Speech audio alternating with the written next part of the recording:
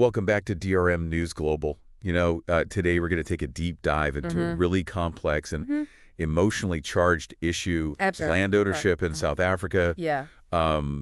We've got this news piece that really brings it to life. Okay. You know what I mean? It features voices from both sides, from landowners Right. to people seeking reform. Got it.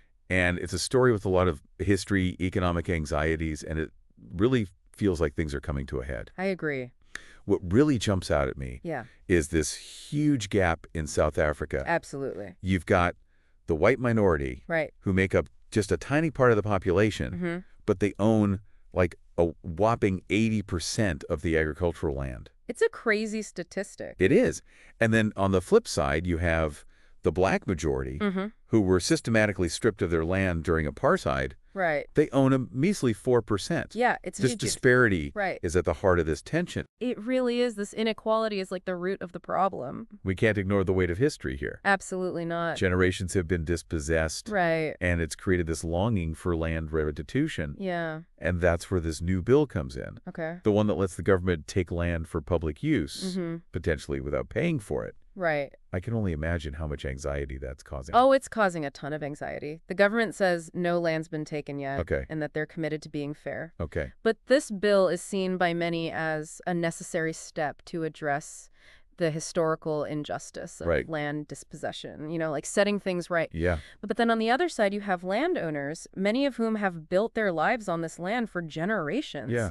They're understandably unsettled. Yeah. They see it as a threat to their property rights and their economic stability. It's almost like both sides are speaking different languages. You've got it. We see this in the story of Friebel von Maltus. Okay. He's a fourth-generation farmer. Wow, fourth generation. And he really emphasizes how important property rights are. Oh, yeah. For farmers, their land is often used as collateral for loans. Right. It's the foundation of their whole operation. That's a really important point, and it often gets missed in the bigger picture. Okay. For these farmers, land isn't just an asset. Yeah. It's tied to who they are, their heritage, Okay. and their ability to support their families. It makes sense why the idea of expropriation would be so scary for them. It's a huge fear for them, even if it's meant to correct past wrongs. Exactly. It's still terrifying. Absolutely.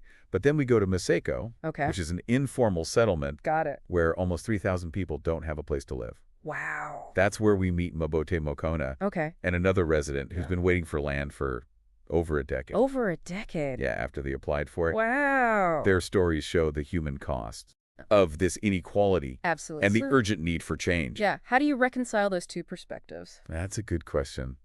It's a huge challenge. It is. You've got farmers like Hendrik Nobel. Okay. They feel like no one's listening to them, Right. and they're worried about what the future holds, Especially with the rising racial tensions. especially with all that. And then there's the rhetoric from figures like Julius Malema, Oh, yeah. which is only adding fuel to the fire. Absolutely. Then on the other side, you have people in Maseko Right. who believe they've waited long enough to get back what they see as rightfully theirs. That sense of urgency is really drawn on both sides. You mentioned Julius Malema before. Yeah, His call for land redistribution is definitely making things more intense. absolutely. And then you've got the international aspect with Yeah. Trump getting involved, Right. criticizing the land reform, and even offering asylum to South African farmers. I remember that. Does that make things better or worse? I remember that.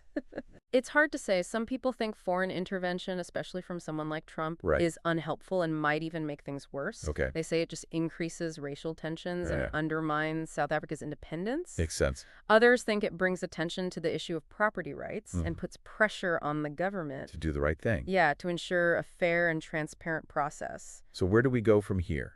Can we find a way forward that recognizes the injustices of the past, gives land to those who were denied it, Okay. and at the same time protects the livelihoods and rights of current landowners? That's the million-dollar question. It is. It requires nuanced and compassionate conversation. Yeah. If there is a solution, it lies in bridging the gap Okay. between these seemingly opposite viewpoints. Right. It takes a willingness to listen, Mm-hmm. to understand the fears and aspirations of both sides, Okay. and to find some common ground. That's a tough task. It's not easy at all. Thanks for joining us on DRM News Global for this deep dive into land ownership in South Africa. Of course. It's an issue that deserves our attention, Absolutely. and we encourage you to keep exploring these complexities Yeah. and think about the potential paths toward a more just and equitable future for everyone in South Africa. I agree. All right, folks, that's it for today. See you next time. Sounds good.